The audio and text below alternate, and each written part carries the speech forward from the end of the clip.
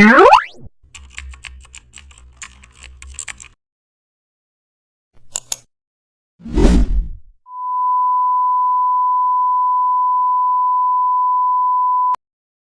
back to the channel. Don't forget to like, share, and subscribe my channel.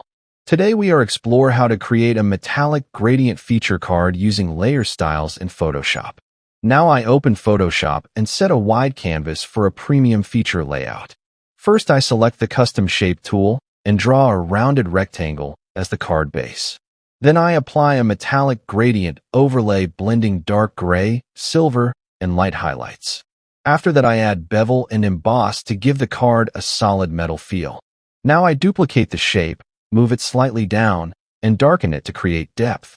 Next I apply a soft inner shadow to enhance realism.